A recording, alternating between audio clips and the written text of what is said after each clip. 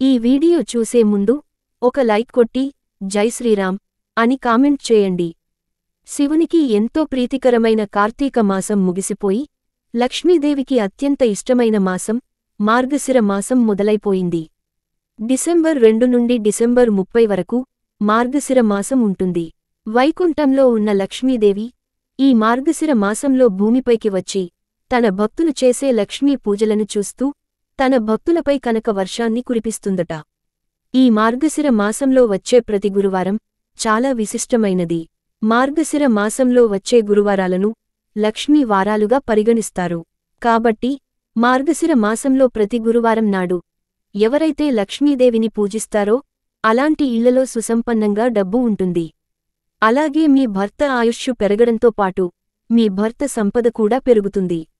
కుటుంబంలో ఎలాంటి కష్టాలు లేకుండా ఆ లక్ష్మీదేవి మీ ఇంటిని రక్షిస్తూ ఉంటుంది. కాబట్టి ఇంతటి పవిత్రమైన మార్గశిర మాసంలో మీ ఇంట్లో లక్ష్మీదేవి తాండవించాలంటే అత్యంత పవిత్రమైన మన పూజ గదిలో కొన్ని వస్తువులను తప్పకుండా పెట్టుకోవాలి. కాబట్టి మీ ఇంటిపై లక్ష్మీదేవి చల్లని చూపు ఉండాలంటే మన పూజగదిలో తప్పకుండా ఉండాల్సిన వస్తువులు ఏమిటో ఈ వీడియోలో తెలుసుకుందాం.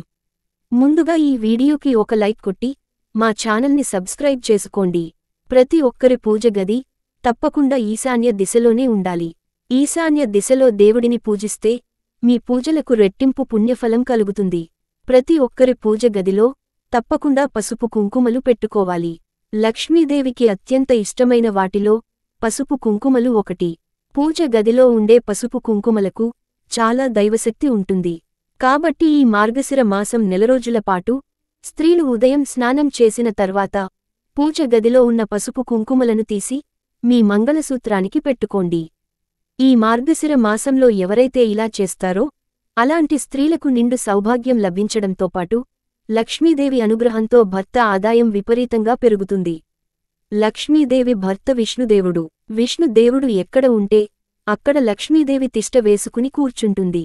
కాబట్టి ఈ మార్గశిర మాసంలో ఒక తాబేలు విగ్రహాన్ని మీ ఇంటికి తెచ్చుకొని పూజ గదిలో పెట్టుకోండి. తాబేలు అంటే విష్ణు స్వరూపం. కాబట్టి ఈ మార్గశిర మాసంలో తాబేలు విగ్రహాన్ని ఇంటికి తెచ్చుకొని మీ పూజ గదిలో ఉత్తర దిశన పెట్టుకోవాలి. పూజ గదిలో ఉన్న తాబేలు విగ్రహానికి ప్రతిరోజు ఒక పుష్పం సమర్పించి నమస్కారం చేసుకుంటే కోటి జన్మల పుణ్యఫలితం లభిస్తుంది.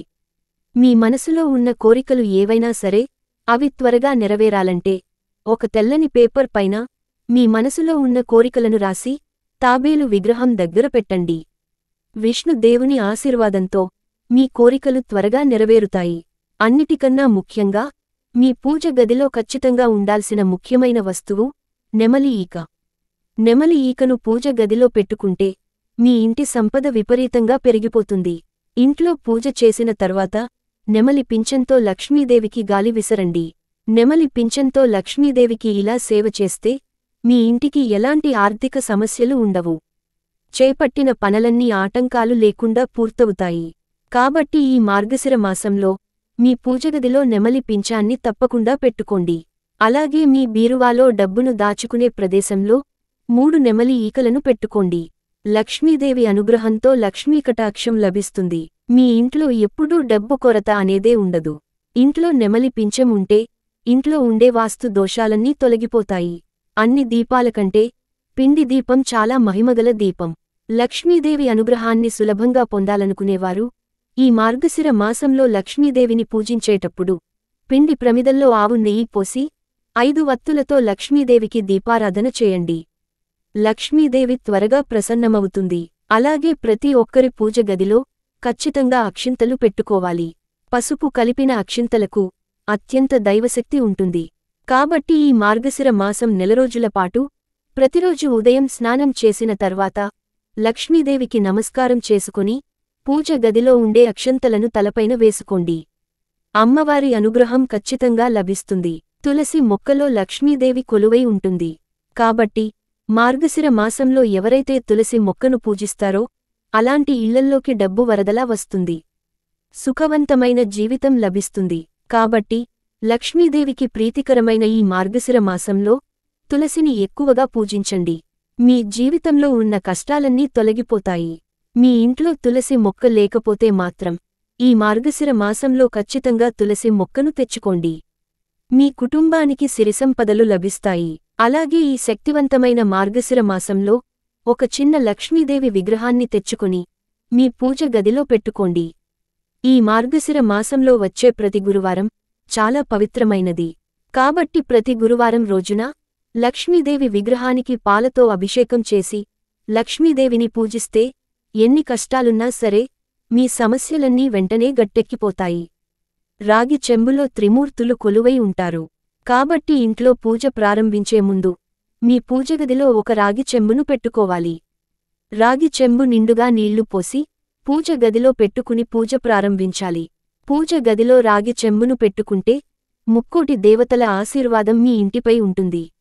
ఈ మార్గశిర మాసంలో ప్రతి గురువారాన్ని లక్ష్మీవారంగా పరిగణిస్తారు. కాబట్టి ఈ మార్గశిర మాసంలో వచ్చే 4 గురువారాలు స్త్రీలు తప్పనిసరిగా కొన్ని నియమాలు పాటించాలి. ప్రతి గురువారం స్త్రీలు తప్పనిసరిగా తలస్నానం చేయాలి. అలాగే తలచిక్కును తీసుకోకూడదు. దువ్వెనతో జుట్టును దువ్వకూడదు. గురువారం ఒక్కరోజు మాత్రమే స్త్రీలు తమ జుట్టుని ముడివేసుకోవాలి. గురువారం రోజున పొరపాటున కూడా తలకు నూనె రాయకూడదు. అత్యంత పవిత్రమైన వాటిలో గంగాజలం ఒకటి. గంగాజలంలో ముక్కోటి దేవతలు కొలువై ఉంటారు. కాబట్టి మార్గశిర మాసంలో గంగాజలాన్ని మీ ఇంటికి తెచ్చుకొని ప్రతి వారానికి ఒకసారి గంగాజలాన్ని ఇల్లంతా చల్లుకోండి. ఇంట్లో ఉన్న దరిద్ర దేవత బయటకు వెళ్ళిపోయి ఇంట్లోకి లక్ష్మీదేవి అడుగుపెడుతుంది. లక్ష్మీదేవికి కొబ్బరికాయ అంటే చాలా ఇష్టం. ఎరుపు రంగు వస్త్రంలో ఒక కొబ్బరికాయను చుట్టి మీ బీరువాలో పెట్టండి. ఈ మార్గశిర మాసం నెల రోజులు ఈ కొబ్బరికాయను బీరువాలో పెట్టుకోండి. లక్ష్మీ అనుగ్రహం తప్పక లభించి మీ ఇంట్లో డబ్బుకు లోటు ఉండదు. ఈ వీడియో మీకు నచ్చితే లైక్ చేసి సబ్స్క్రైబ్ చేయండి.